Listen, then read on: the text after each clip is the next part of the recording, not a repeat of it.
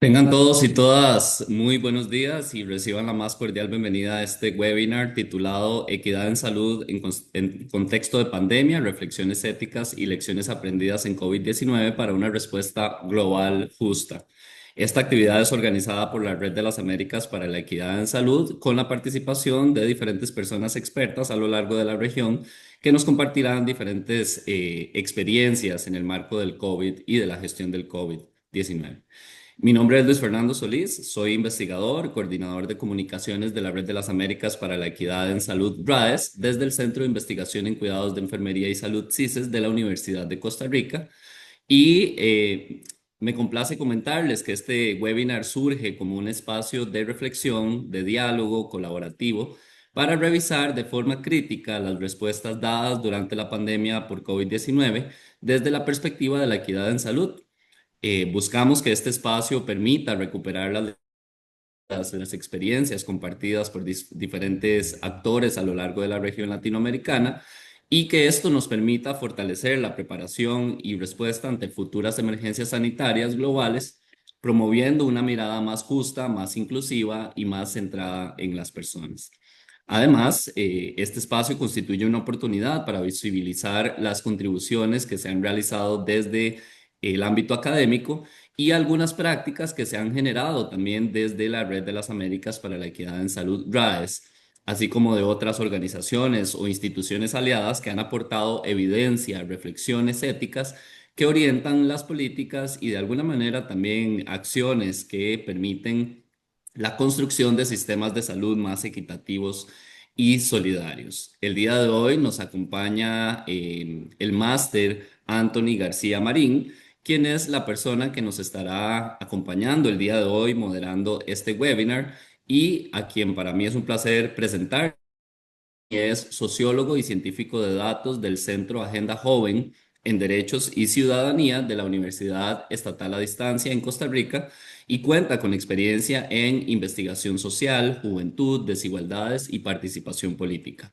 Ha sido docente en la Universidad de Costa Rica y en la Universidad Estatal a Distancia, impartiendo metodología, estadística y derechos humanos. Es actualmente doctorando en Ciencias Sociales en la Universidad de Costa Rica también, donde también obtuvo su maestría y su licenciatura en Sociología. Es especializado en minería y análisis de datos y desde 2018 integra el grupo de trabajo sobre transiciones juveniles del SIJ UNAM y ha participado en proyectos con la Universidad de Costa Rica, Flaxo, Claxo y Estado de la Nación en nuestro país, Costa Rica. Es para mí darle la palabra, es para mí un placer darle la palabra a el máster Anthony García. Adelante, por favor. Gracias, Luis Fernando, por la presentación y por la invitación a este espacio. A continuación, daremos inicio al webinar en el cual primeramente estaremos escuchando diferentes perspectivas, como ya lo mencionaba Luis Fernando, sobre el abordaje de la equidad en salud en el contexto de la pandemia, a partir de aquellas reflexiones éticas y lecciones aprendidas en el tema de la COVID-19 para una respuesta global justa, para lo cual contamos con la participación de 4 panelistas. Voy a hacer una breve presentación de los 4 temas. Lo primero es el tema llamado a construir equidad a cargo de la doctora Rocío Sáenz Madrigal. Continuaremos con la propuesta a cargo de la licenciada Wendy López Vargas, llamada Consideraciones éticas en la respuesta al COVID-19. Una tercera presentación sería a cargo de la doctora Rafaela Waddington, que se llama Resiliencia en el abordaje del COVID-19 con poblaciones indígenas. Una cuarta y última presentación estaría a cargo de Cázares, llamado Lecciones aprendidas en la gestión del COVID-19. A partir de estas 4 presentaciones, cada una tendrá un espacio de 15 minutos y habrá un espacio posterior para el diálogo y la reflexión, para la cual hemos solicitado con anticipación una serie de preguntas, los cuales ustedes también pueden realizar en el chat. Les motivamos a que lo hagan. Será un espacio aproximadamente de entre unos 15 y 25 minutos, dependiendo de la participación. Se solicita, voy a dar unas breves indicaciones para las personas participantes. Se solicita a la audiencia mantener apagados sus micrófonos y cámaras mientras suceden las presentaciones. También les agradecemos que escriban sus nombres en el chat y de dónde nos acompañan a modo de registro. Esto es muy importante para nosotros. Se insta al público a que extienda sus consultas a través del chat. Habrá un espacio final para la presentación, como ya les decía, para un intercambio. Y se comenta quienes tengan experiencias vinculantes a la temática del evento, compartir también sus enlaces a las publicaciones en el chat. El equipo logístico va a recopilar esto para difundirlos posteriormente al evento. Daremos inicio entonces con la primera actividad. En este sentido, me permito presentar a nuestra primera expositora, la doctora Rocío Sáenz Madrigal, quien presentará el llamado a construir equidad. La doctora Rocío Sáenz Madrigal es exministra de Salud de Costa Rica y expresidenta ejecutiva de la Caja Costarricense del Seguro Social, investigadora de pregrado y posgrado de la Escuela de Medicina, Salud Pública y Enfermería de la Universidad de Costa Rica. Actualmente es directora ejecutiva de la Red de las Américas para la Equidad en Salud, RAES, consultora internacional e investigadora de sistemas de salud. Adelante, doctora Rocío, tiene 15 minutos para su presentación. Muy buenos días y muchas gracias a Anthony por esta presentación e introducción. Como bien él lo ha mencionado, participación se centrará en este llamado a construir equidad. En este sentido, quería mencionar, antes de entrar a los temas de presentación, que es importante recordar que la pandemia evidenció grandes aciertos que teníamos en la región de las Américas, pero también evidenció unas grandes deficiencias que teníamos como región.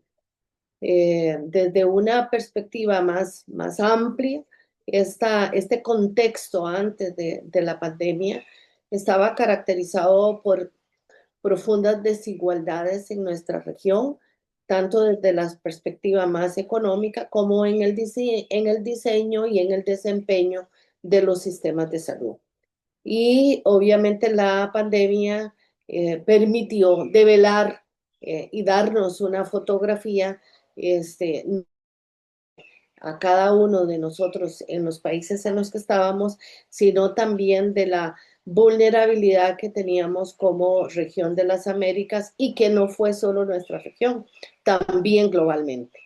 Y en ese sentido fue claro y evidente que hubo afectación mayor en algunos sitios que en otros y que las posibilidades de respuesta y de adaptación y de resiliencia de los sistemas de salud no era un tema que estaba tan, podríamos decir, introyectado en nuestro quehacer, pero puso en la mesa precisamente la importancia de ser más resilientes, es decir, tener una capacidad de respuesta un poco mayor a esa situación. En este sentido, quisiera también mencionar que fue evidente que el desarrollo de las competencias de los profesionales, mismos sistemas de salud se pusieron en la mesa de discusión de una manera cruda, clara, transparente, y que nos permite y nos ha permitido durante este periodo post pandemia reflexionar, aprender y proyectar para cada vez contribuir en este proceso. Entonces, en este sentido, si me comparten la primera lámina, por favor, mencionar que con apoyo y colaboración de la Organización Panamericana de la Salud, publicamos este artículo que llama precisamente a no seguir ciegos a la equidad, lecciones por aprender de la pandemia COVID-19 en las Américas.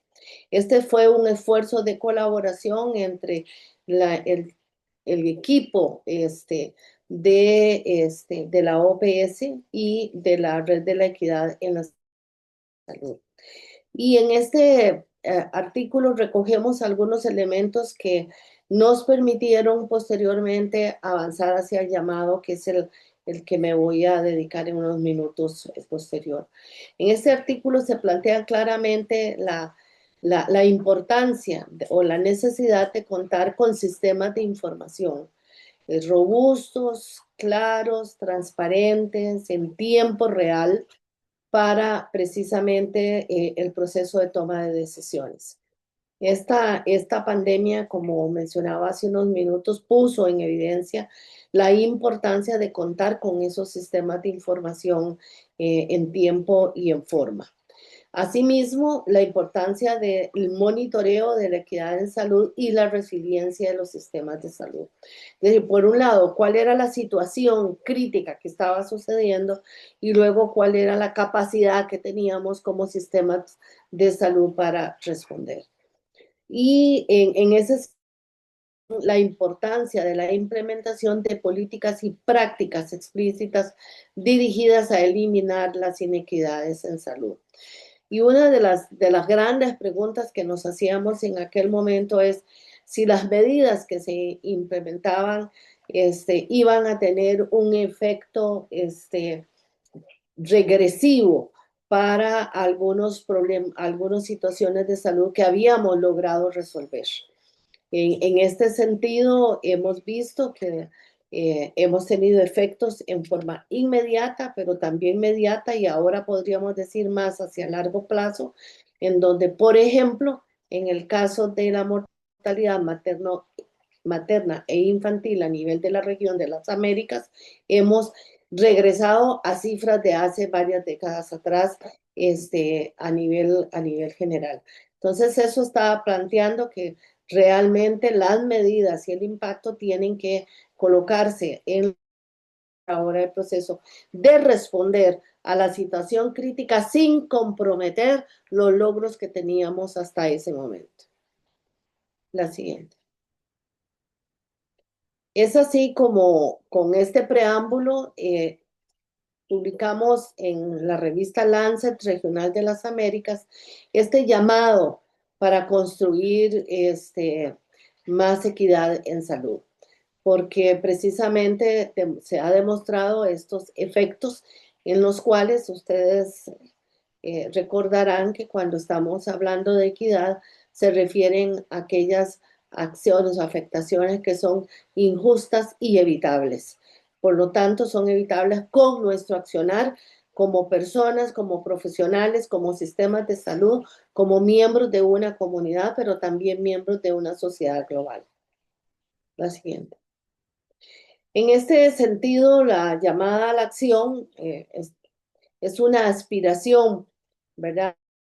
Encontremos un terreno fértil para la equidad en salud, pero lo vamos a encontrar si y solo si avanzamos como una sociedad en colocar la acción por la equidad en las mesas de discusión política y en la búsqueda de consenso sobre cómo, hasta la fecha, los mecanismos e instrumentos globales incorporan o excluyen las diversas voces en las tomas de decisiones de acuerdo con las realidades históricas y sociales en los distintos países que conforman nuestra región. Y aquí hay un llamado, digamos que fue muy claro durante la pandemia, de la necesidad de integrar diversas voces, ¿verdad? Las voces que estaban no solo sufriendo, sino que también podrían aportar respuestas y que en algunos casos eso llegó a buen puerto. En ese sentido, el COVID-19, como mencionaba, develó algunas realidades históricas, como evidenció el tema de muerte y sufrimiento por enfermedades específicas vinculadas al COVID, pero también a otras, puesto que hubo necesidad de tomar algunas medidas que limitaban la respuesta en algunas áreas. También de las decisiones y medidas excluyentes e individualistas. Entonces, en este sentido, fue evidente que esas medidas y esas decisiones que fueron basadas más en el tema individual tuvieron su efecto y su vinculación. De esta manera, también la vinculación a las desigualdades en el acceso en el insumo a la salud. Recuerden ustedes que durante la pandemia Fue claro que los países no teníamos todos los insumos para responder. El caso más dramático fue el tema de los respiradores, pero no fue la única carencia que teníamos. Teníamos carencia de recursos humanos, teníamos carencia de recursos humanos especializados, de algunos insumos, de algunos medicamentos que no sabíamos cómo era que se iba a comportar. Estábamos en un escenario de una gran incertidumbre, y con algunas debilidades, inclusive en la cadena de suministros a lo largo de todos los territorios de la región de las Américas. También hubo deficiencias o retrasos en las respuestas, no solamente en la América Latina, lamentablemente también en países de altos ingresos se demostró esta deficiencia en el retraso a la respuesta, inclusive se negaba la magnitud de la problemática, así como una fragilidad financiera y dependencia tecnológica de nuestros sistemas de salud, en donde de dónde se iban a tomar los recursos para atender semejante reto que teníamos entre manos. Y obviamente también son limitadas de los beneficios producto de las transacciones internacionales.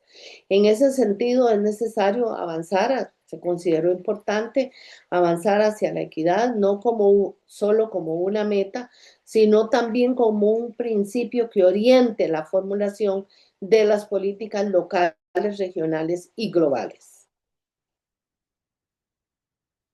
Desde esta perspectiva nos parece importante traer a la mesa que se ha planteado desde la Organización Mundial de la Salud el Acuerdo sobre Pandemias, que aborda la prevención, la preparación y la respuesta. Que esta inclusive preparación se había diseñado de alguna manera desde antes a través del Reglamento Sanitario Internacional, pero que posterior a la pandemia se le ha dado más énfasis a este acuerdo cuyo objetivo es crear un marco sólido para la seguridad sanitaria mundial, asegurando que todos los países estén mejor preparados para prevenir, detectar y responder a las futuras pandemias.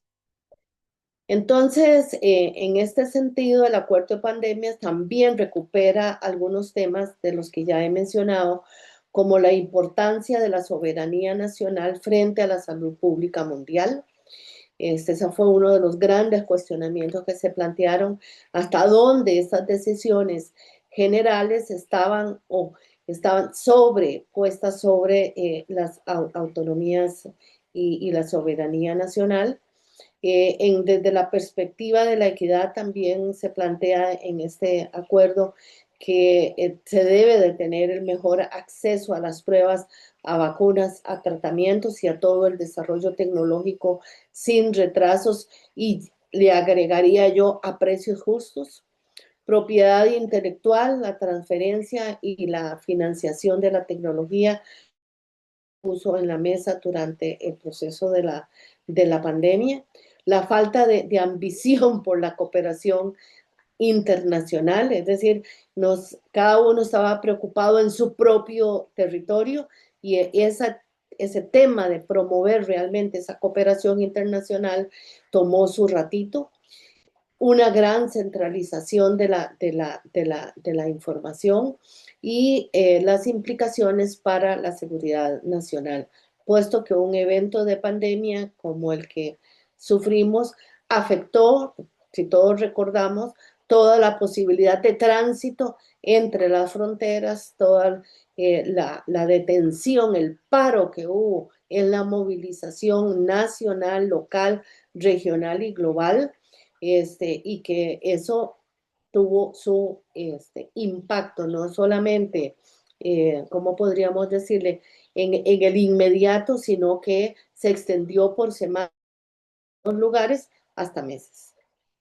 La siguiente. Y en ese sentido, nuestro llamado a la equidad, ¿verdad?, es superar, el llamado se centra en superar los intereses y preocupaciones particulares. Es decir, cada uno podríamos tener nuestra preocupación y tratar de defender nuestro nicho de trabajo, pero crisis como esta, se requiere trascender esos intereses y preocupaciones particulares. Trascender no implica negarlas, implica reconocerlas, pero tratar de avanzar a pesar de que pueden ser intereses o preocupaciones que están en contradicción. Y en ese sentido tenemos que, como sociedad local, regional y global, realmente poner en la mesa que somos capaces de ir más allá de nuestro propio espacio. Y enfatizamos en ese sentido la responsabilidad global, tenemos de contribuir con las futuras generaciones para que ellas alcancen una salud plena con mayores oportunidades de desarrollo y bienestar. Y entonces, en ese sentido, debemos de valorar y reconocer las capacidades y el potencial de nuestra región. Y en este sentido, nuestra región puede y debe y está avanzando hacia promover análisis, reflexiones y recomendaciones que alimenten la búsqueda de consensos basados en nuestras realidades, en nuestras particularidades y experiencias, en el trabajo conjunto con personas, comunidades y territorios. Y la otra área es que América Latina tiene el potencial de liderar con soluciones innovadoras basadas en la experiencia de sus sistemas de salud. Y uno de los grandes aspectos que tiene nuestra región y nuestras fortalezas ha sido y será por mucho tiempo el gran esfuerzo en tener la atención primaria en salud como uno de los ejes fundamentales. Entonces, en este sentido, demostrar la resiliencia, la adaptabilidad y las respuestas centradas en las personas, así como en su diversidad cultural y social, es un mandato que tenemos como región, puesto que estamos en una de las regiones más diversas y biodiversas del mundo. Muchas gracias.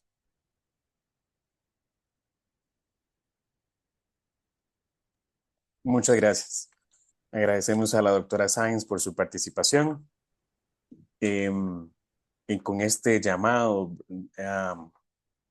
a superar los intereses particulares en el tema de las implementaciones que habría que hacer para las políticas públicas. Y creo que es importante también pensar en el tema de un nuevo pacto social que reúna estos intereses, no solamente entenderlos como muy bien lo apuntaba la doctora Sáenz. En este momento pasaríamos a la segunda presentación. Voy a presentar a la expositora.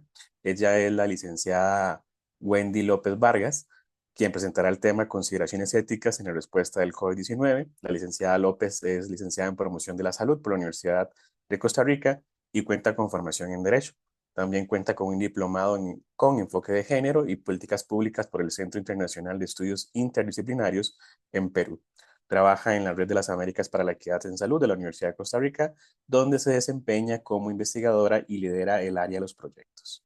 Así que adelante, doctora licenciada López, tiene la palabra. 15 minutos. Muchísimas gracias, Anthony. Bueno, primeramente, buenos días a todas y todos. Es un gusto estar con ustedes compartiendo el día de hoy.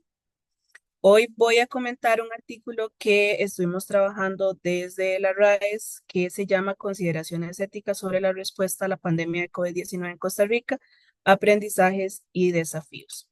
En el artículo estuvimos participando el máster Luis Fernando Solís, esta servidora, la doctora Ingrid Gómez Duarte, el doctor Carlos Cáceres y el doctor Jean-Paul Sarracín. La siguiente, por favor. Para comentarles algunos datos antes de generales que nosotros acotamos en este artículo, ¿verdad? Dentro de las muertes globales entre enero del 2020 y diciembre del 2021, según la Organización Mundial de la Salud, las muertes ascendieron a 14.9 millones. Además, es importante recalcar, ¿verdad?, que los países de ingresos medianos concentraron la mayoría del exceso de las muertes, que si se comparan con los demás, estos concentraron un 81% de esas muertes. Y en cuanto a años de vida perdidos, producto de la pandemia y reducción de esperanza de vida entre el 2019 y 2021, estamos hablando de 1.8 años de vida perdidos en este proceso. La pandemia lo que nos proceso, ¿verdad? Vino a interrumpir una década de avances de salud global y afectó desigualmente a distintas regiones. En este caso, las Américas y el sudeste asiático fueron las regiones más impactadas. La siguiente. En nuestro artículo nosotros hacemos un balance del antes y el después de Costa Rica de la pandemia, ¿verdad? Y es importante rescatar, como bien lo mencionaba la doctora Sáenz, que en la región en general ya habían una serie de desigualdades estructurales que afectaban a la población y que la pandemia vino a agravar estas situaciones y Costa Rica no fue la excepción. En este caso, Costa Rica presentaba una fragilidad estructural, ¿verdad? Había una desaceleración económica preexistente, habían altos niveles de desigualdad, un elevado desempleo y una crisis fiscal crónica. Y hubo un impacto inmediato, ¿verdad? Esa crisis fiscal se intensificó por la disminución de ingresos tributarios y el aumento del gasto público para enfrentar la emergencia y también la se profundizaron de manera muy rápida. Y esto afectó a los sectores más vulnerables. La siguiente. Ahora bien, es importante o fue importante para nosotros identificar cuál fue el proceso de contagio o el proceso de ingreso del COVID a Costa Rica. En un primer momento, el 29 de febrero del 2020, se identifica la primera sospecha, que es una mujer de 52 años del área del Caribe, que ingresa a Costa Rica y que venía de Italia y Túnez. Ya para el 6 de marzo del 2020 se da la confirmación de los dos primeros casos y se adoptan medidas de distanciamiento. Entre el 15 de marzo del 2020, entre el 10 y el 15 de marzo del 2020, se da la suspensión de eventos masivos, teletrabajo, cierre de centros educativos y cierre total de establecimientos. Es importante rescatar que del 6 al 15 de marzo hay un repunte de casos, ¿verdad? Y el gobierno significa que las medidas iniciales no están siendo suficientes para prevenir y de evitar la propagación del virus y entonces decide tomar medidas más drásticas justamente para evitar esto. Y eso incluyó, como les mencionaba ahora, la suspensión de eventos masivos, inclusive hubo disminución en el aforo de algunos establecimientos, se había establecido un aforo del 50%.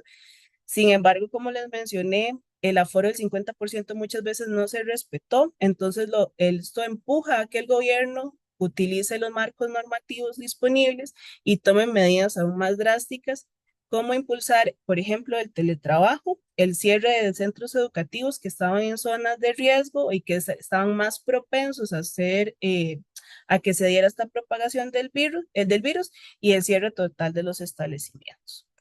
Para el 25 de julio del 2020 hay un pico de contagios, llegamos a 931 casos nuevos por día.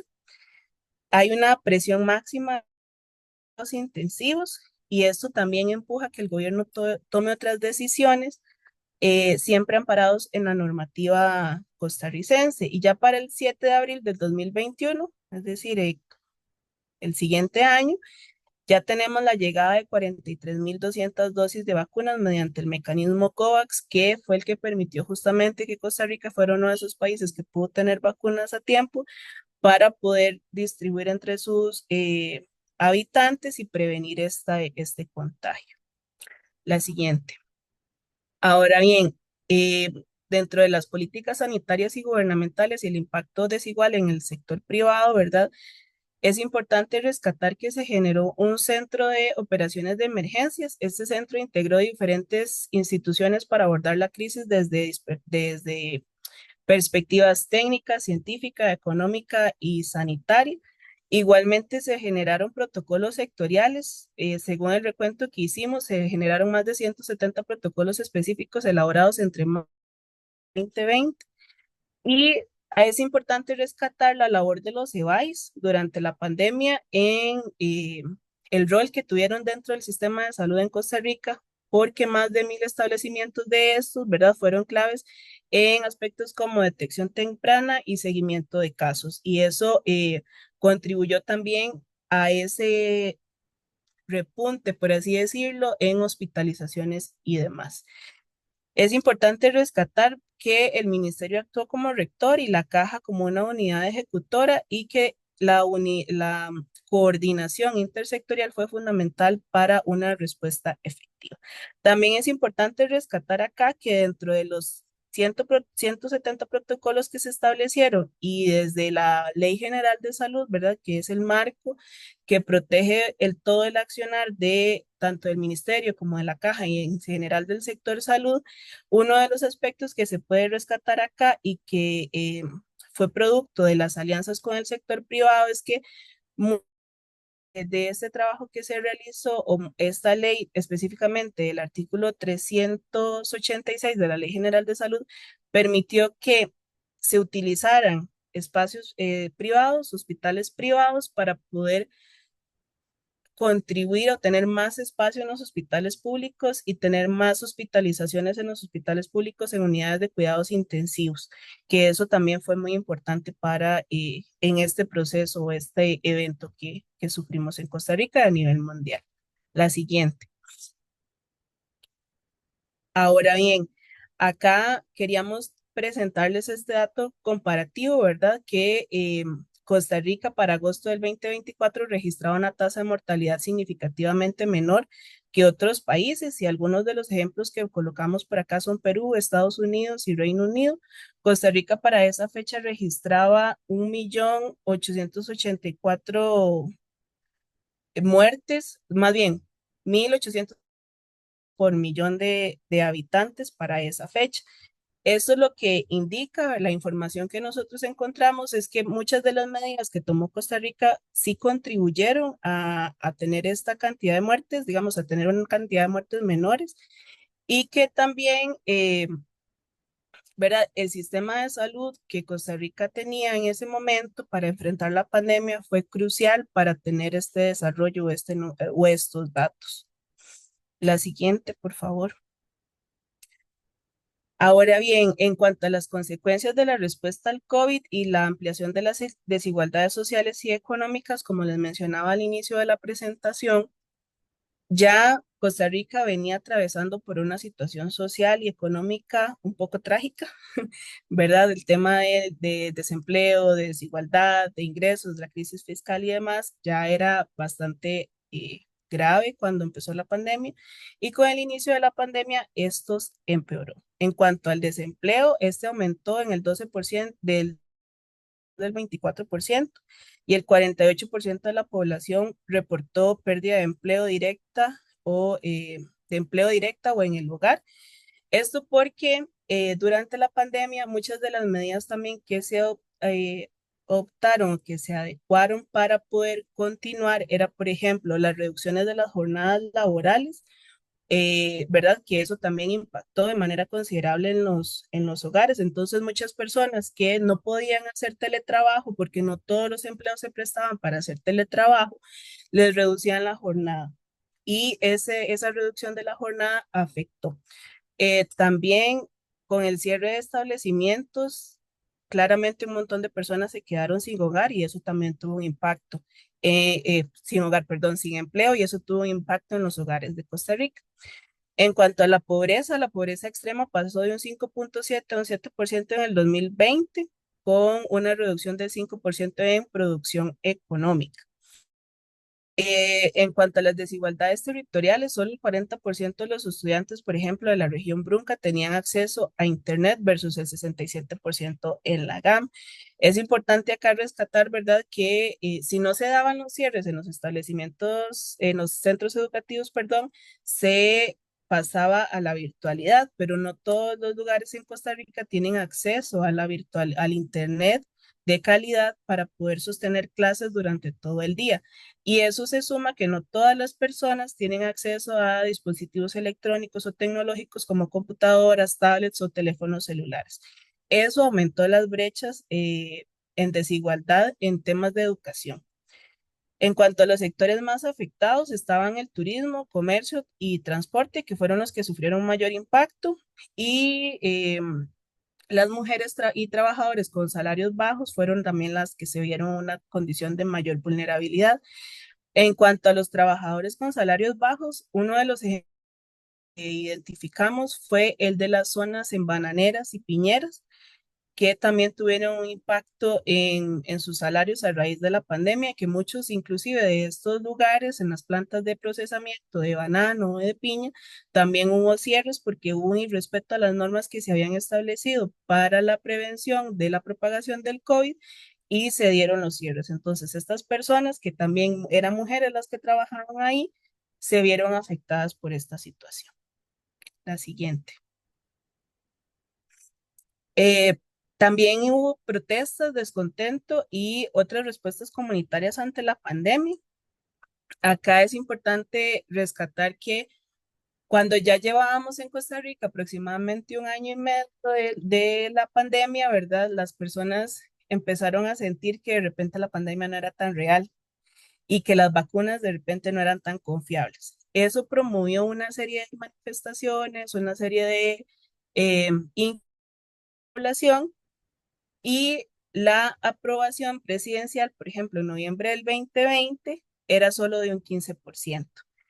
Sin embargo, al puro inicio de la pandemia, las personas tenían un 94% de aprobación de las medidas sanitarias del Ministerio de Salud. Es decir, esta relación como que se fue deteriorando a conforme iba pasando la pandemia. Y muchas personas estaban en descontento por las normativas o las medidas que había implementado el Ministerio de Salud, el Poder Ejecutivo en Costa Rica y otras instituciones. Entonces, eso fue lo que provocó que se dieran como estas manifestaciones. También hubo un impacto psicológico. Dentro de los datos que recabamos, un 61% de las personas mostró síntomas de depresión, un 43% de las personas presentó ansiedad severa, un 91.3% reportó problemas para dormir a causa de la pandemia y hubo un mayor impacto entre mujeres de 36 y 40 años y personas desempleadas. Es dejar de lado el tema de género porque durante la pandemia las mujeres asumieron una mayor carga también de cuidado y de responsabilidades en el hogar. Y eso tuvo un impacto considerable en la salud mental de estas personas y también, por supuesto, a las personas desempleadas. En cuanto a la movilización social, se presentaron 1.542 acciones de protesta entre marzo del 2020 y mayo del 2021 y el 72% de estas protestas estaban relacionadas con la pandemia. También se dieron demandas por apoyo económico, hubo rechazo a la reducción salarial y cuestionamiento de las medidas sanitarias. Como les mencionaba ahora, las personas no estaban 100% de acuerdo que muchas de las medidas sanitarias fueran efectivas, en primer lugar, para prevenir la pandemia, y segundo, no estaban 100% convencidas de que la pandemia fuera algo real en Costa Rica. La siguiente. Ahora bien, todo esto nos lleva a plantear o nos llevó a artículo, lecciones éticas y desafíos futuros, ¿verdad? Lecciones y desafíos en el artículo.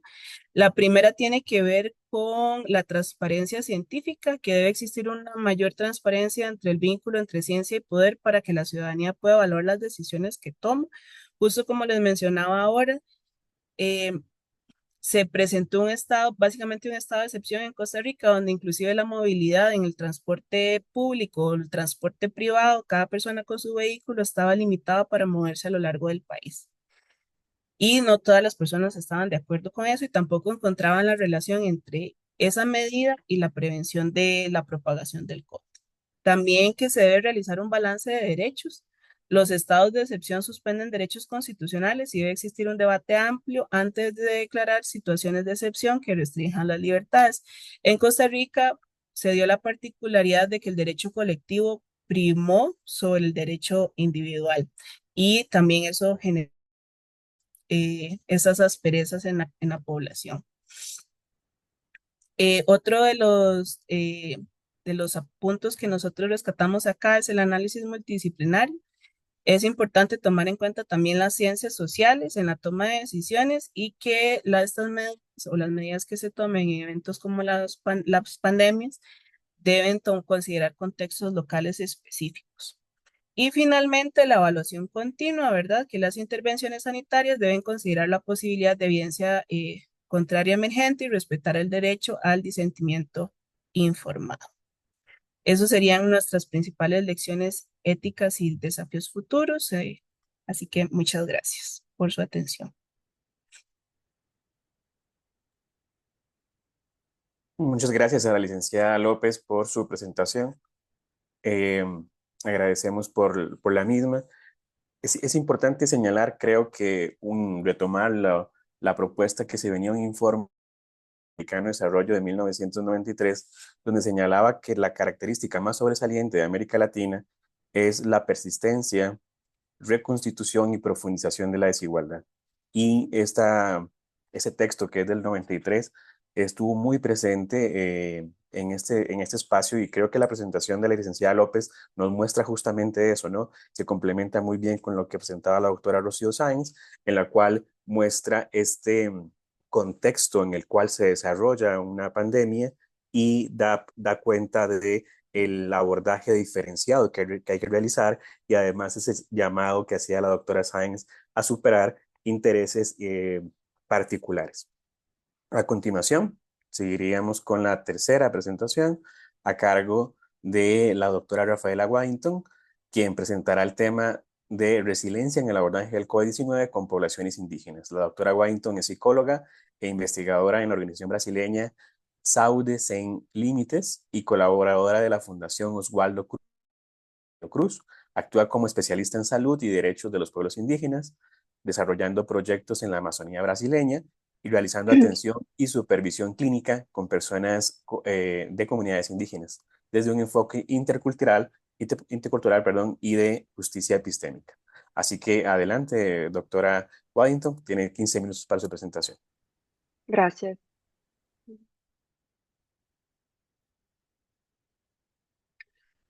Buenos días a todas y todos.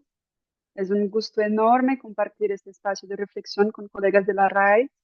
Agradezco profundamente a la RAI por la invitación y también les pido disculpas por mi portuñol, pero hablo con cariño y espero que más allá del acento se entienda el sentido de lo que comparto. Bueno, hoy quisiera compartir algunas reflexiones basadas en el capítulo que escribimos junto con Carolina Batista y Danilo Paiva Ramos, titulado Ecos del Pasado y Resiliencia entre Pueblos Indígenas del Alto Río Negro, publicado en el libro COVID Chronicities, From Urgency to Stasis in a Pandemic Era, editado por Leonor Banderson y Nancy Burke.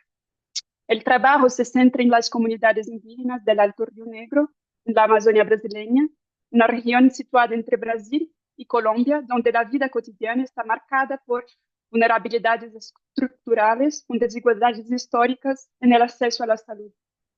Con la llegada del COVID-19, estas desigualdades se profundizaron, afectando especialmente a los pueblos Jukta y Urupté.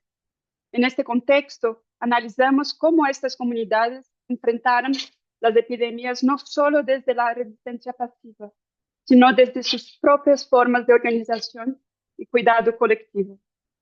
A partir de su experiencia, buscamos comprender cómo la resiliencia indígena puede inspirar respuestas más justas y equitativas frente a la crisis sanitaria. La acción fue desarrollada por el Institute of Development Studies, IDS, en colaboración con Salud Sin Límites y la Federación de las Organizaciones Indígenas del Alto Río Negro, con el apoyo del COVID Collective.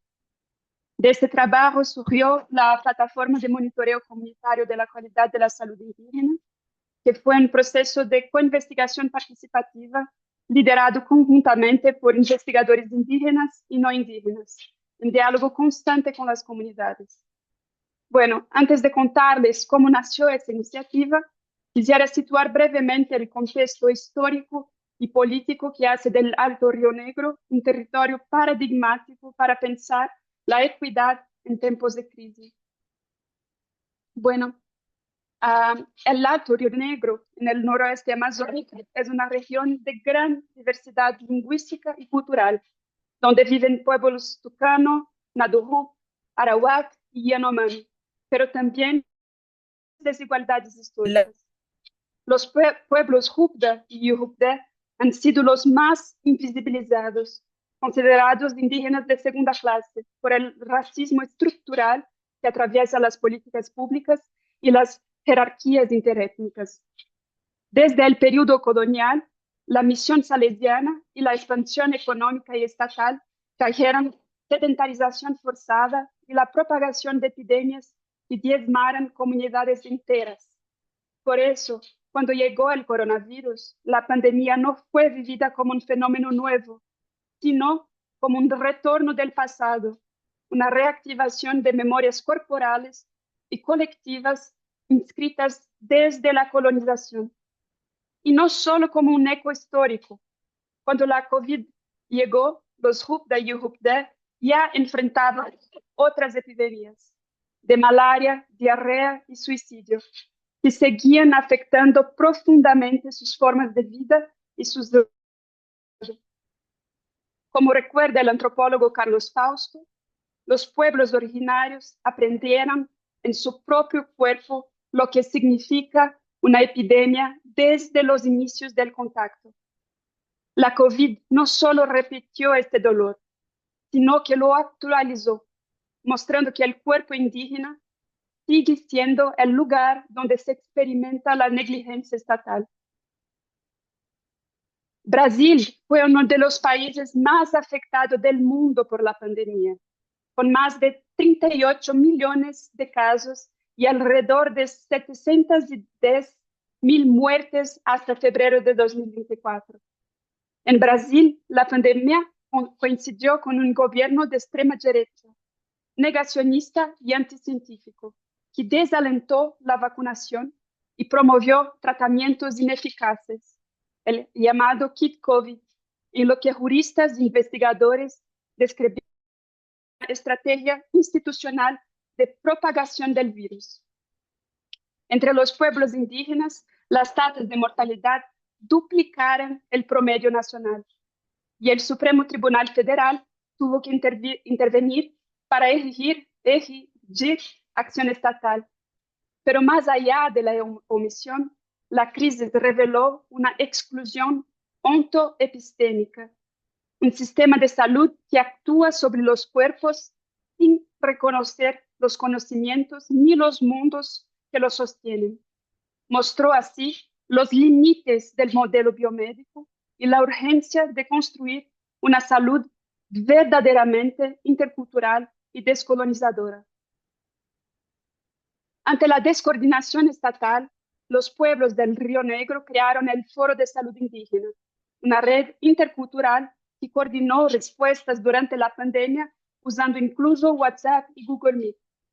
Desde Sin Límites acompañamos el proceso con una investigación participativa basada en 3 principios: el codiseño comunitario, la participación multilingüe y la ética relacional. Este enfoque fortaleció la colaboración entre comunidades y equipos de salud y llevó a la creación de la plataforma de monitoreo comunitario, una herramienta para la rendición de cuentas y la soberanía sanitaria. Bueno, la plataforma de monitoreo comunitario no solo recopila datos, sino redistribuye la autoridad del saber. Combina registros audiovisuales en lenguas locales y datos generados por investigadores indígenas con indicadores de calidad definidos colectivamente mediante la herramienta Community Scorecard. La Community Scorecard es una metodología originada en Mozambique que invierte la dirección de la evaluación.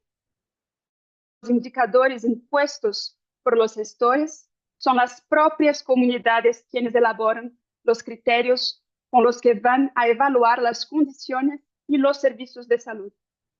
A partir de esa evaluación, comunidades y gestores dialogan directamente para identificar problemas, acordar compromisos y mejorar la atención. Adaptada al contexto amazónico, esta herramienta permitió a los pueblos Hupda, Yupda, Tucano, Pessana y Dau definir qué significa recibir una buena atención: respeto cultural, confianza, articulación con sanadores tradicionales y condiciones básicas de saneamiento. El proceso reveló desigualdades regionales, pero también mostró que cuando los equipos reconocen los saberes locales, aumenta la confianza y la eficacia del tratamiento. Esta metodología participativa fortaleció los vínculos y equipos de salud y empoderó el control comunitario sobre la calidad del cuidado durante la crisis. Las comunidades reactivaron sus propias estrategias de cuidado, combinando saberes ancestrales con nuevas formas de organización colectiva. En muchas aldeas, los sanadores encendían breu blanco, una resina aromática, para crear máscaras invisibles y protegían espiritualmente a las familias. Junto a estas máscaras de humo, las personas también cubrían su rostro con camisetas para visitar otras comunidades, porque no había máscaras. Pero además de los rituales, tejieron una red de comunicación entre aldeas, compartiendo por radio y WhatsApp información sobre nuevos casos y remedios locales. Mientras el gobierno brasileño promovía la desinformación y las aldeas permanecían desatendidas, las comunidades organizaron su propia respuesta sanitaria, basada en la experiencia colectiva, el conocimiento tradicional, la reciprocidad, la observación del entorno y la confianza. Con ello, reafirmaron que el cuidado no depende exclusivamente de la infraestructura biomédica, sino también de la capacidad de sostener redes de comunicación, cooperación y sentido compartido. Estas acciones no fueron simples símbolos de resistencia cultural, sino modos de producción de conocimiento que articularon lo espiritual, lo político y lo sanitario en un mismo gesto de cuidado. Desde esas redes de cuidado surgió también la posibilidad de dialogar con el Estado y de transformar la experiencia local en innovación institucional. Bueno, de esta experiencia surgen 4 lecciones clave. Primero, las crisis no igualdad, sino las profundizan. Por eso, fortalecer la preparación implica reducir las desigualdades estructurales en salud, garantizando acceso equitativo, infraestructura básica, representación política y reconocimiento lingüístico y cultural. No se trata solo de recursos, sino de justicia y poder compartido. La segunda lección tiene que ver con la creación de herramientas comunitarias de monitoreo y evaluación. En el caso de la plataforma, las comunidades desarrollaron sus propios indicadores de salud, no los definidos por los gestores. Esto permitió que comunidades y gestores evaluaran juntos los servicios de salud y que los resultados fueran utilizados por los propios equipos para planificar sus acciones anuales. Así, la evaluación, un acto de fiscalización para convertirse en una práctica de colaboración que garantiza justicia epistémica, aumenta la eficacia y fortalece la rendición de cuentas. La tercera lección es que la interculturalidad debe ir más allá de la traducción. Requiere diálogo y confianza. La construcción de confianza entre profesionales, gestores y comunidades fue esencial para sostener la cooperación. Solo cuando hay confianza es posible la coproducción de saberes, que permite respuestas contextualizadas, sostenibles y culturalmente legítimas. Y finalmente, quisiera destacar el reconocimiento institucional. En noviembre de 2023, la plataforma fue presentada en Brasilia y el Ministerio de Salud de Brasil reconoció oficialmente su relevancia, comprometiéndose a incorporarla en el plano de trabajo de 2023. Este reconocimiento no fue un gesto burocrático, fue el resultado de un proceso de legitimación desde abajo, que mostró que la evidencia más potente es la que habla desde las comunidades. En síntesis, prepararse para nuevas epidemias significa también descolonizar la mirada, repensar qué cuenta como evidencia, quién la produce y con qué fines. Bueno, la pandemia de COVID fue un punto de inflexión. En el Alto Río Negro, como en muchos territorios de América Latina, las crisis sanitarias revelan no solo desigualdades materiales, sino también fracturas epistémicas entre el Estado y los pueblos, entre la ciencia occidental y las ciencias indígenas, entre distintas formas de imaginar qué significa vivir bien. El capítulo Ecos del Pasado muestra que la resiliencia indígena no es resistencia pasiva, sino una práctica cotidiana de reconstrucción del mundo, sostenida en el cuidado mutuo y en la capacidad de crear vida, incluso en medio de la pérdida. Durante la pandemia, los sanadores tradicionales y conocedores de la medicina indígena fueron pilares de la respuesta comunitaria. Incorporar sus saberes al trabajo de los equipos multidisciplinarios no es solo un gesto de respeto, sino una estrategia de eficacia. El cuidado se fortalece cuando integra las epistemologías que lo sostienen. La experiencia de los pueblos Jupta y Ude nos recuerda que la salud no puede reducirse al modelo biomédico. Requiere diálogo intercultural, traducción lingüística y el reconocimiento de los saberes, parte esencial del cuidado. Integrar a los indicadores producidos por las comunidades, integrar a los sanadores y agentes indígenas, fortalecer la formación diferenciada y garantizar presencia sanitaria estable no son concesiones, son condiciones de equidad y dignidad, porque la equidad no se logra solo con recursos, sino con reconocimiento y poder compartido. La plataforma de monitoreo comunitario encarna este horizonte, una ciencia que es colectivamente producida, una salud que reconoce la pluralidad de los medios y una política que se construye desde el territorio hacia el Estado. Y quisiera cerrar recordando a Américo Socot, investigador y liderazgo Jupta, que participó en este trabajo y falleció en 2022. Él decía: no sobrevivimos a las epidemias porque somos fuertes, sino cuidándonos unos a otros. La pandemia pasó, pero persiste una tarea colectiva: reimaginar la salud como una práctica de justicia, reciprocidad y mundo compartido. Muchas gracias.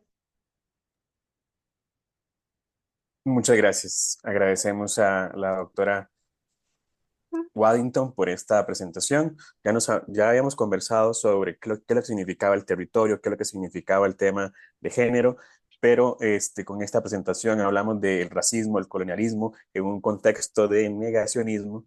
Agradecemos con esta mirada de colonial para este gran aporte.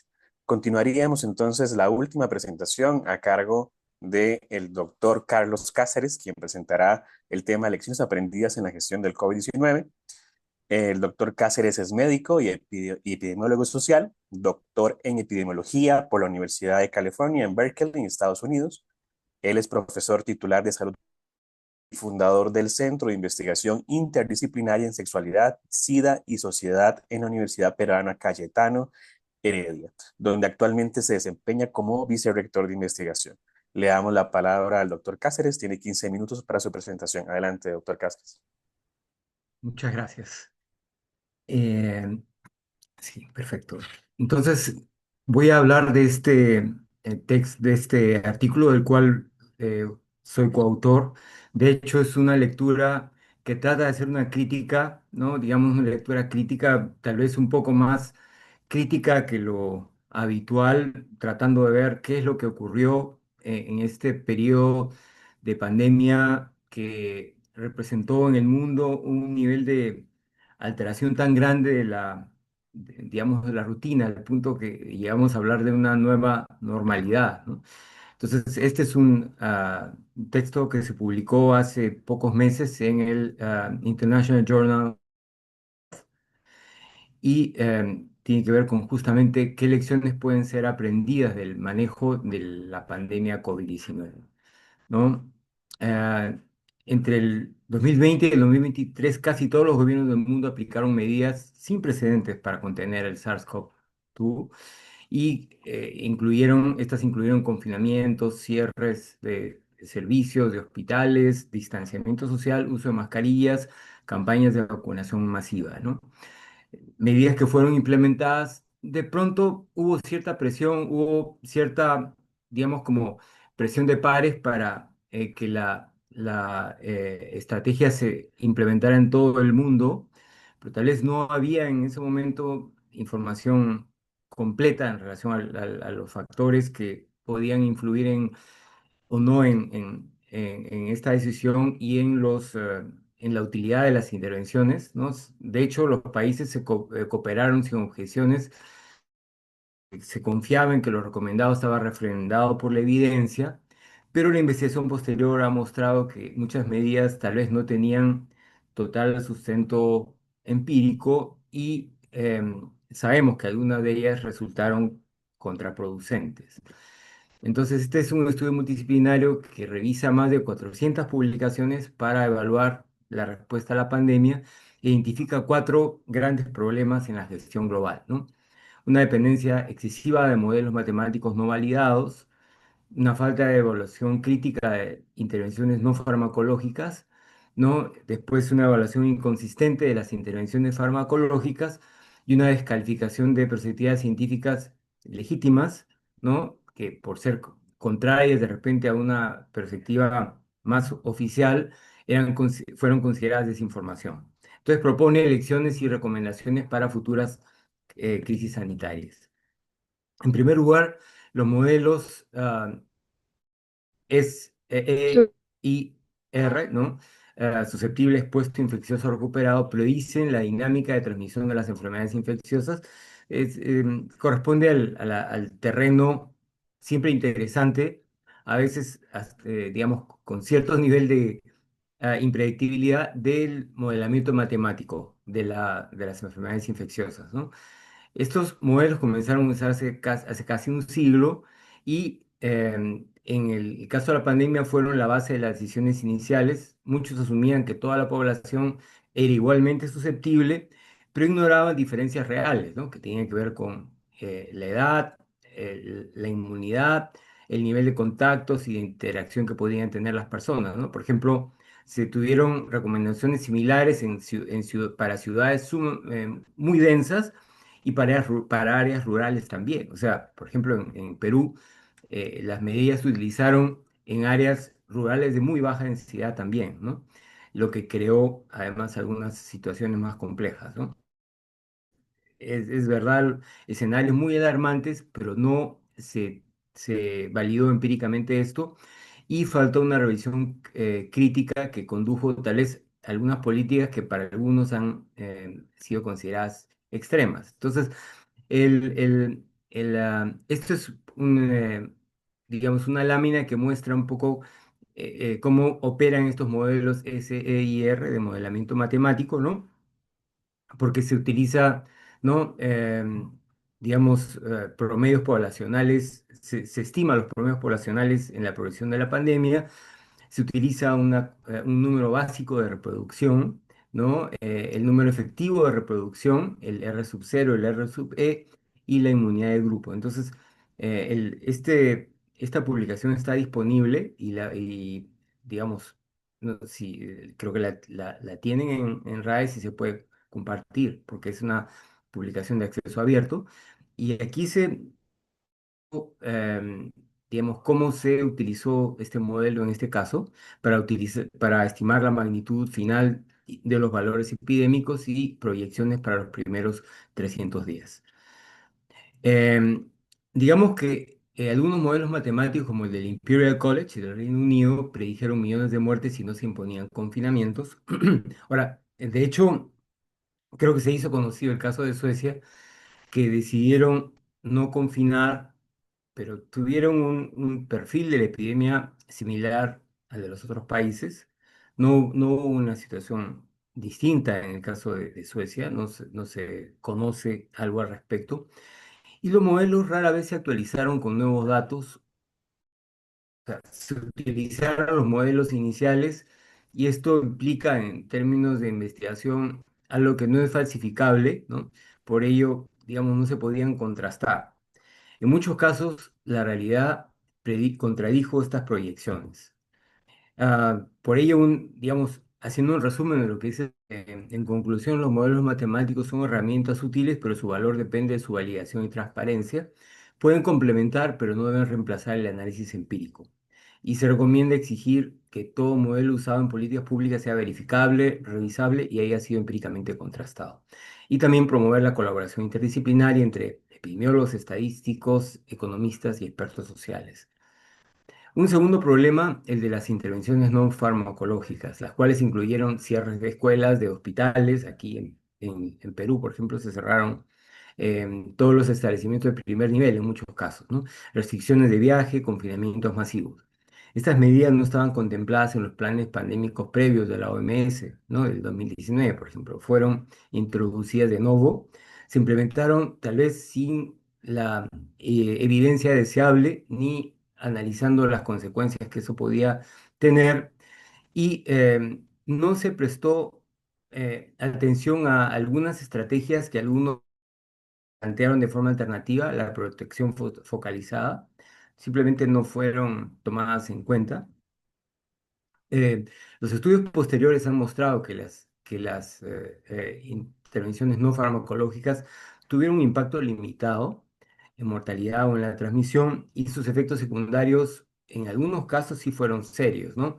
Porque aumentó la ansiedad en las personas, puede haber aumentado la obesidad y habían casos, como sabemos, de violencia doméstica y desigualdad. Eran periodos en los cuales alteró radicalmente la dinámica que tenían unas familias donde de alguna manera había cierto equilibrio porque las personas salían y no se veían y de ese modo a veces hogares muy violentos podían evitar la confrontación, pero obviamente al estar todo confinado digamos, en un solo lugar, a veces pequeño, mira, menos recursos tenía el hogar, más pequeño era el espacio y mayores podían ser las dificultades. Sabemos lo que ha pasado ahí. En conclusión, muchos estudios mostraron que estas intervenciones fueron menos efectivas que lo pensado, a veces no fueron efectivas, y se recomienda que solo medidas basadas en evidencia y con favorable evaluación costo-beneficio multidisciplinaria sean implementadas, ¿no? Después, el, ah, en cuanto a intervenciones farmacológicas, se promovió ciertas prácticas en desmedro de otras en la evaluación de terapias médicas, ¿no? Por ejemplo, hay un campo que siempre se ha considerado razonable en la medicina, que es la investigación sobre la efectividad de medicamentos preexistentes. ¿Y por qué? Porque estos medicamentos ya tienen un perfil de seguridad conocido, ¿no? Y digamos que siempre es legítimo y considerar la posibilidad de que tengan o no efectos, pueden no tenerlos, pueden tenerlos, pero aquí, digamos, hubo una presión muy grande para no continuar estos estudios y en parte para muchos esto tiene que ver con que la autorización de uso de emergencia de las vacunas que se estaban viendo implicaba que no existieran tratamientos. Si se reconocía que habían tratamientos o tratamientos potenciales frente a la enfermedad, pues no se podía autorizar las vacunas nuevas. Entonces, para algunos, este hecho no fue casual, ¿no? Justamente en contraste se promovió la vacunación con vehemencia y se privilegió las vacunas de nueva tecnología en este caso. Y de hecho cuestionar su eficacia o seguridad fue estigmatizado como anticiencia, lo que es un tema bien complejo, ¿no? De hecho, acá está, bueno, el artículo plantea, digamos, en resumen, acá los países acuerdo a la disponibilidad de datos sobre el uso de las vacunas a la izquierda y a la derecha las vacunas que se aplicaron con mayor frecuencia, ¿no? Y vemos que Sinopharm y Sinovac fueron las más aplicadas, pero siguieron Oxford, AstraZeneca y Pfizer, ¿no? Em, Oxford AstraZeneca con 25% de la población mundial, o del, digamos, de lo aplicado mundialmente, Pfizer un poquito menos, entre una quinta y una cuarta parte, ¿no? Y bueno, las otras vacunas en menor nivel.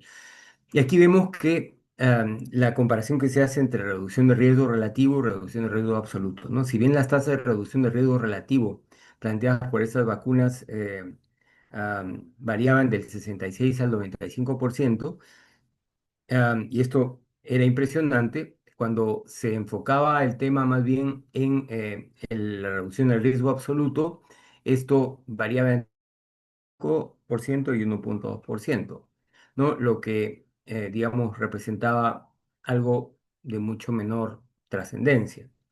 Entonces, en ese sentido, aunque las vacunas, sobre todo las de ARN mensajero, se presentaron como equivalentes a las tradicionales, usaban una tecnología muy diferente también. Esto, o sea, para muchos, estas vacunas no deberían llamarse vacunas, no corresponden a otro tipo digamos, de instrumento farmacológico, ¿no? Les llaman terapia genética también.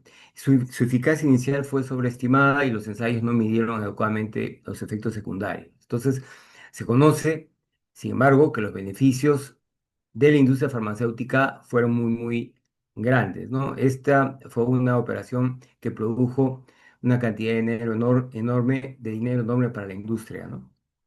Entonces, en conclusión, se priorizó lo que llamaríamos la velocidad de respuesta, asumiéndose efectividad y seguridad sobre lo que requiere esclarecimiento, investigación, esclarecimiento en el futuro, porque se actuó de esta manera.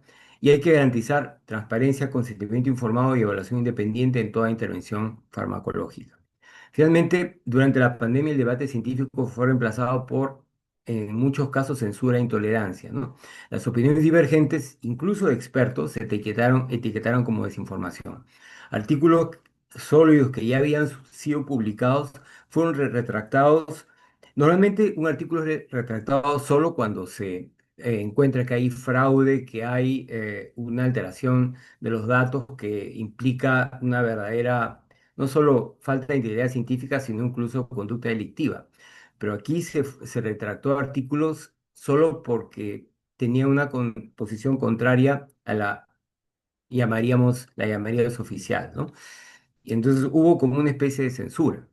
Y este clima redujo la confianza pública en la ciencia, porque obviamente eso trascendió en general y bloqueó en esta el proceso natural de ajuste y corrección de errores, porque la controversia en la ciencia sirve para ajustar la información y corregir errores, desarrollar investigaciones adicionales, ¿no? Entonces, em,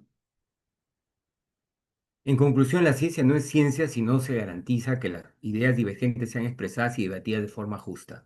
Se recomienda fortalecer la independencia de la investigación científica frente a la política y los intereses corporativos y promover espacios de debate abierto y revisión por pares plural.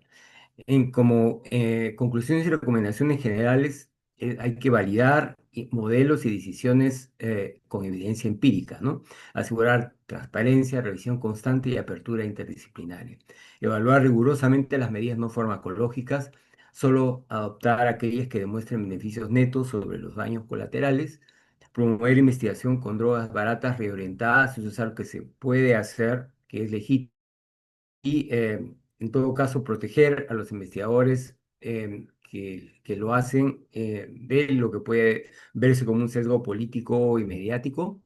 Alentar a los investigadores a evaluar críticamente cualquier afirmación sobre eficacia y seguridad de cualquier vacuna nueva, ¿no? Y no es aceptable que porque hay algún tipo de objeción contra una vacuna nueva, los investigadores puedan considerarse antivacunas o anticientíficos, ¿no? Porque digamos, la discrepancia en la ciencia nuevamente es muy importante. Los futuros programas de vacunación deberían incluir una evaluación más exhaustiva de la seguridad y la eficacia y efectividad de las vacunas en sus grupos pertinentes. Y si la vacunación aún se estima necesaria, debe aplicarse con bases estrictas en el consentimiento informado voluntario. Después, aunque se producen recomendaciones terapéuticas poblacionales, es fundamental garantizar que los médicos puedan trabajar con sus pacientes para definir planes de atención médica personalizados, dado que existe una variedad de necesidades pacientes individuales, la experiencia del médico, ¿no? Del médico de la médica permite ajustar los planes terapéuticos a cada caso, potencialmente mejorando el resultado. O sea, no todos pueden recibir de todo, o tiene que haber la posibilidad del juicio médico en colaboración, en coordinación con la preferencia de los pacientes para definir el plan para cada persona. Y la mejor respuesta a enfoques débiles serían otros enfoques mejores en ciencia. La censura de enfoques científicos divergentes no produce una mejor ciencia, sino posturas dogmáticas que no son científicas, ¿no? La libertad científica debe valorarse, pues es el debate alturado entre enfoques divergentes lo que permite el avance de la ciencia. Muchas gracias.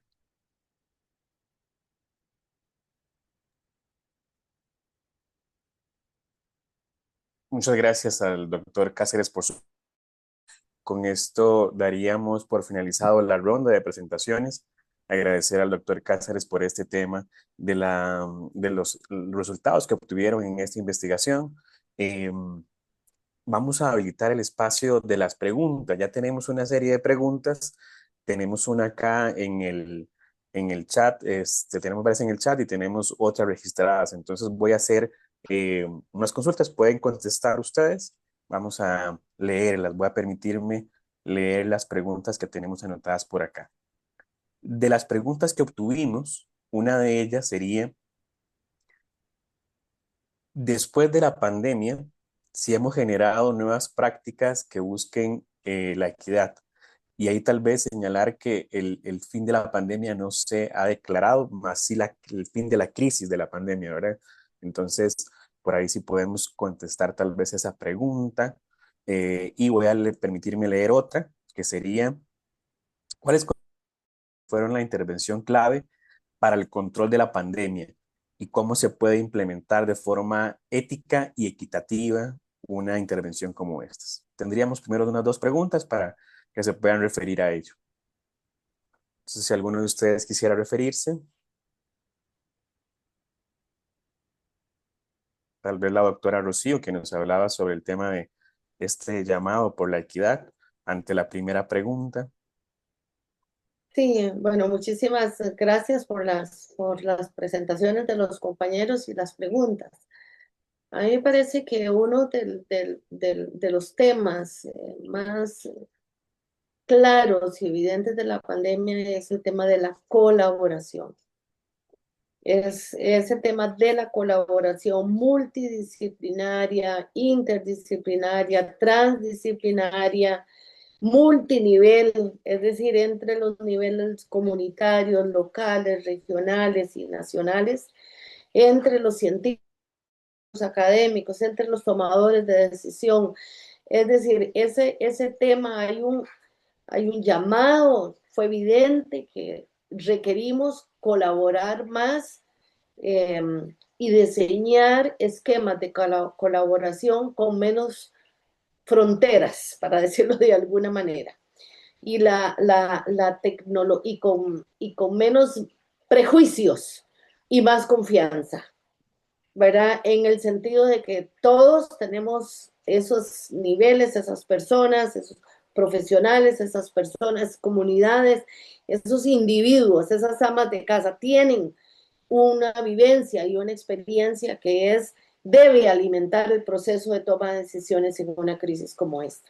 Entonces, para mí, uno de los grandes aprendizajes es ese tema de la colaboración, insisto, multinivel, multiprofesional, este, transdisciplinario, y que la tecnología nos ha, digamos.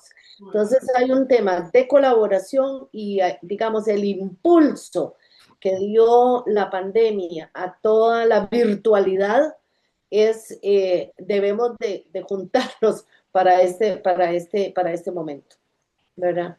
Ese es mi comentario general. Muchas gracias, doctora Sáenz.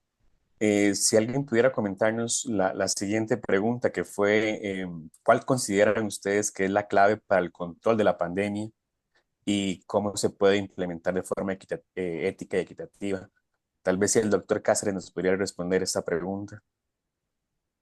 La clave bueno, yo creo que no hay una sola clave, ¿no? Creo que hay, digamos, yo pienso que las varias presentaciones que se han hecho ahora han mostrado distintas lecciones aprendidas, pero si fuera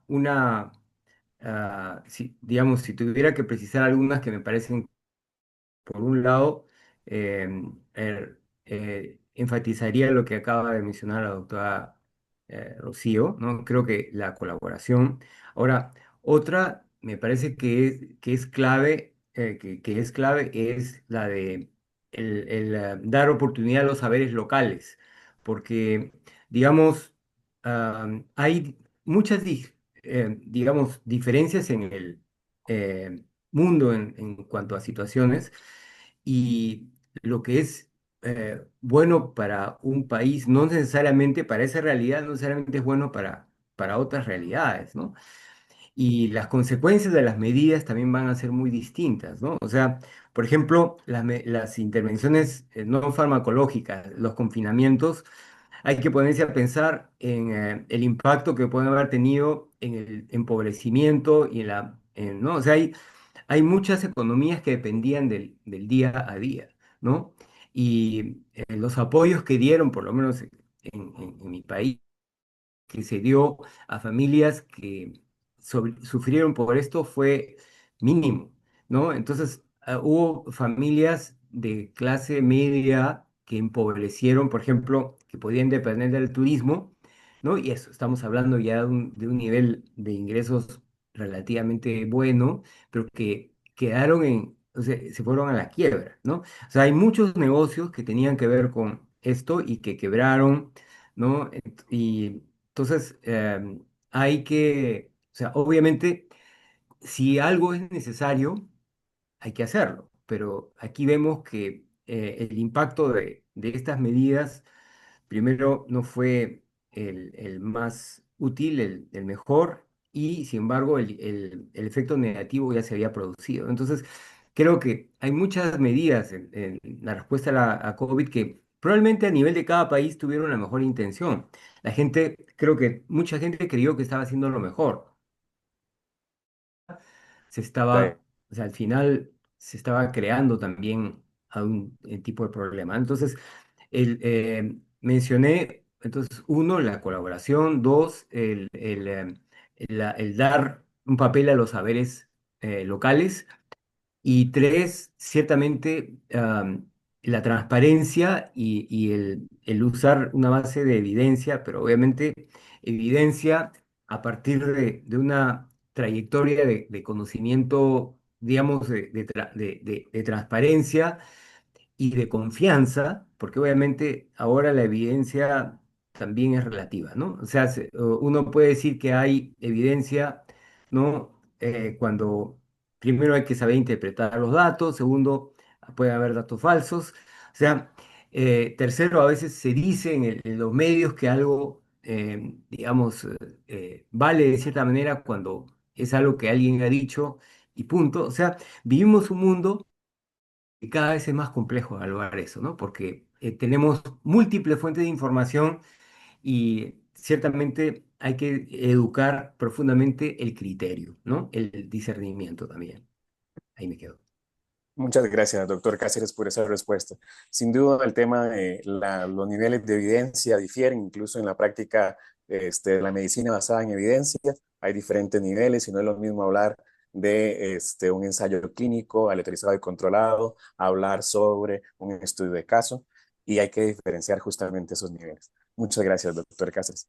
Otra consulta que nos hacen es sobre el tema, esta va dirigida tal vez a la doctora Waddington, si nos puede ampliar sobre ello. Se dice que la crisis moral que vivimos exige un repensar en el tema del conocimiento colectivo y la justicia epistémica. La pregunta sería, ¿cómo debemos codiseñar esfuerzos en equidad en salud para adherirnos a un mundo académico justo y ético? No, gracias por la pregunta. Creo que codiseñar implica desplazar el centro de la mirada. Entonces, dejar de incluir a los pueblos indígenas en estructuras ya hechas y empezar a reconocer sus epistemologías como fuentes legítimas de conocimiento y de política pública.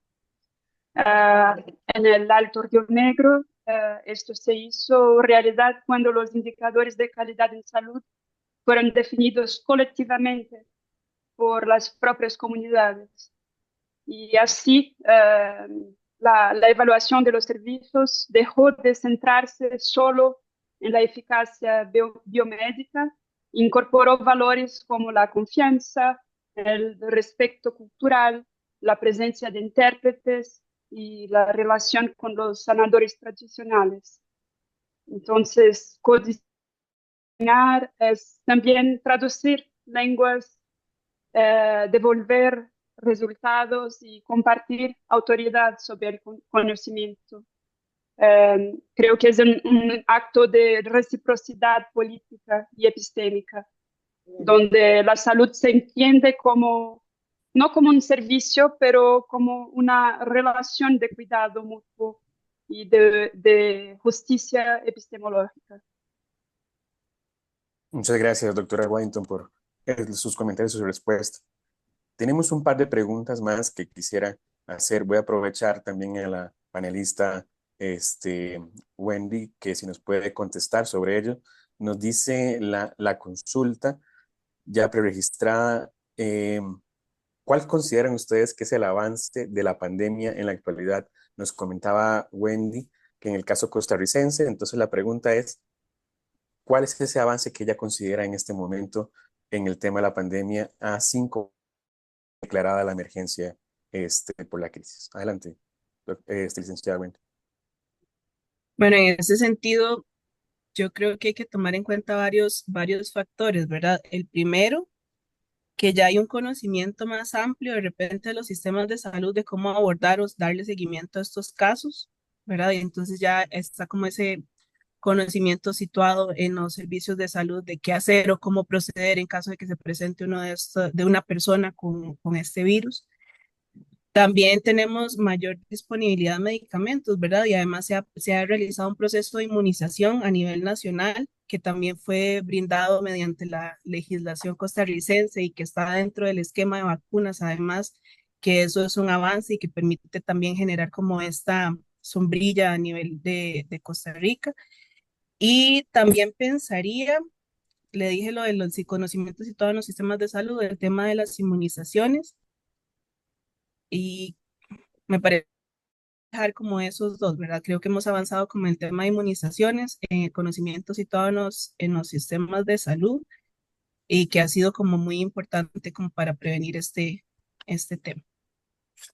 Sí, también desearía agregar esa discusión que ustedes nos plantearon sobre la importancia de esa comunicación entre diferentes saberes, diferentes formas de conocimiento, donde no sea solamente un enfoque biomédico, sino que trascienda diferentes profesionales en diferentes niveles, como lo mencionaba la doctora Sáenz, y también hemos avanzado en eso. La pandemia, si nos dio una experiencia, fue justamente eso. Ujú. Creo que hay una última pregunta que podríamos compartir entre todas y todos, si pueden contestarlas. Creo que es una pregunta general que quisiera hacerlo. Podemos dar un orden también para que se refiera a la pregunta o desea hacer un cierre de su participación. Lo haríamos en el orden de la presentación. Iniciaremos por la doctora Sáenz. Dice, ¿ustedes sanitarios han aprovechado estas lecciones para mejorar la salud y reducir las desigualdades? Bueno, hay evidencia de un repensar de los sistemas de salud, ¿verdad? Yo creo que es importante traer a la mesa que tanto a nivel de los países como a nivel regional y global se ha hecho todo un proceso de repensar cuál fue realmente las capacidades que teníamos, cuál fue el desempeño que tuvimos, inclusive si se utilizaron todas las capacidades que se tenían o algunas no se utilizaron, ¿verdad? Dentro de un esquema de sistemas de salud. Yo pensaría que como una sociedad, y pensándolo precisamente en esta discusión epistémica más general, todavía nos está faltando ese trabajo más integrador, eh, ecosistema sanitario, es decir, yendo más allá del sistema de salud propiamente dicho, sino hablando del tema de las comunidades, de los diferentes actores, esa parte intersectorial. Me parece que todavía estamos como en un ejercicio más fragmentado al interior de los sectores, pero todavía pienso que no hemos llegado a una integración de una visión más sistémica, global, planetaria, para decirlo de alguna manera, ¿verdad? Entonces, sí veo avances, hay repensares, se ha colocado el tema este que muy claramente tanto Rafaela como Wendy y el doctor Cáceres plantean de esa visión local, de esa visión, de esos saberes comunitarios que tienen que sumarse, pero yo diría que todavía estamos como muy fragmentados y no hemos logrado articular Sí. aprendizajes en bien del propio sistema de salud para repensar el propio sistema de salud, pero también repensarnos como una sociedad que somos interdependientes, ¿verdad? Y que debemos de lanzar esos puentes de aprendizaje, de conocimiento y de realimentación. Debemos de realimentar qué hizo bien otros sectores que podrían servirle al sistema sanitario y qué hizo el sistema sanitario que le puede servir a otros sectores y qué cosas debemos de replantearlas. Tal vez me gustaría mencionar que yo siempre he dicho que en salud pública nosotros somos prisioneros de nuestros propios logros, ¿verdad? Porque no se acaban, ¿verdad? Hay un logro, pero viene otro, salta otro y presenta otros retos. Y los retos que ha planteado el 9, yo creo que apenas están emergiendo posiciones críticas, propositivas, de miradas para lanzar a ese visión muchísimo más integral como sociedad. Entonces, nosotros en la sociedad y la sociedad con nosotros con la naturaleza y la naturaleza en nosotros. Eso no está, todavía nos está faltando ese embate y todas las pandemias, que con eso quisiera terminar, han marcado una diferencia en el desarrollo de la humanidad y todavía ese cambio, digamos, de positivo, no, yo no lo veo que esté permeando todavía a toda globalmente. Está empezando a darse, pero todavía nos falta. Se requieren más años. Probablemente lo verán las nuevas generaciones, pero es un proceso de un largo aprendizaje pensar filosófico, épico, epistemológico, práctico, empírico, ¿verdad? Es un repensarnos nuevamente como sociedad. Muchas Si me, gracias, doctora Sáenz, si, por si- esta reflexión y sus palabras si- finales. si me permiten continuar ahorita, porque tengo Sí, que ir a una sesión ahorita, lo que sí, iba a decir es que ah, tengo, coincido totalmente con la doctora Rocío. Creo que aquí el punto es que se han dado situaciones o sea, creo que es una mezcla, ¿no? Por un lado, respuestas muy positivas, solidarias, de aprendizajes, pero también hay respuestas que uno ve vinculadas a entes, ¿no? Digamos, a redes de poder que finalmente tienen que ver con agendas de intereses particulares. Entonces, yo creo que en el mundo vemos esa confluencia. Por un lado, medidas que tienden a lograr una mayor justicia y mayor equidad, medidas que más bien van a tender a restringir libertades, restringir disminuir la posibilidad de lograr equidad. Entonces yo creo que tenemos que ser capaces de analizar, exigir transparencia y avanzar de un modo que que la agenda del futuro, para el futuro, sea una agenda que realmente aporte al bienestar de toda la humanidad. Nada más, gracias. Me disculpo por Muchas todo. gracias, doctor Cáceres, por su Gracias. participación. Le Gracias. deseamos una linda tarde. Muchas gracias. Gracias. Adiós. Si podríamos contar tal vez con las palabras de cierre de la licenciada López, por favor.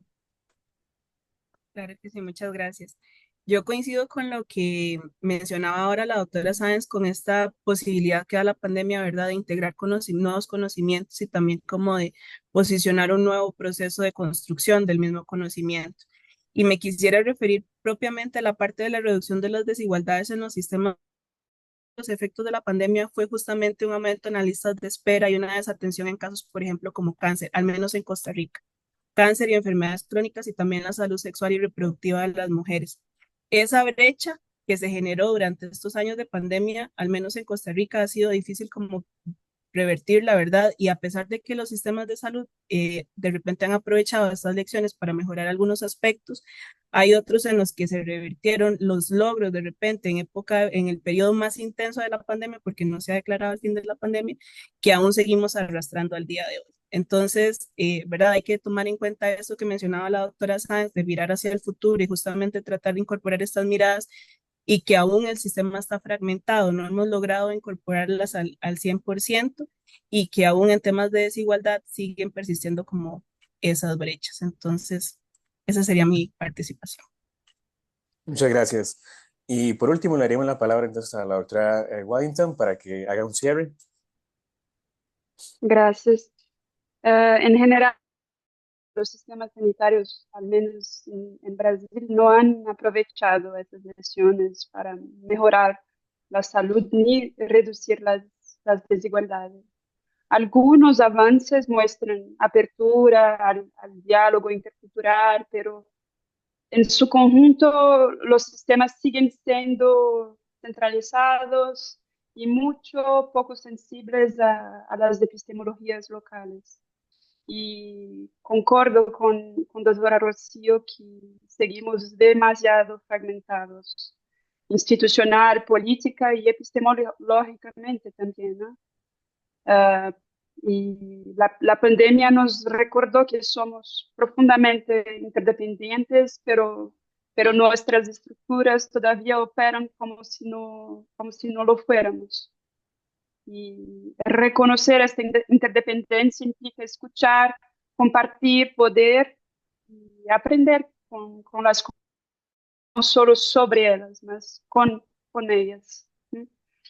Y solo así podremos construir una salud verdaderamente colectiva y una política que se piense desde la relacionalidad, la responsabilidad compartida. Bueno, muchas gracias. A usted las gracias, doctora Waddington. Igualmente agradecemos a las 4 panelistas por sus intervenciones, sus presentaciones, reflexiones finales. Igualmente las personas que participaron, que nos enviaron sus preguntas. Les recuerdo que esta sesión va a quedar grabada y se compartirá próximamente, así como si tienen cualquier consulta, cualquier comentario, incluso una propuesta de articulación, pueden escribirnos al correo que está en el chat. Lo voy a leer: secretariatecnica@radesdesalud.org.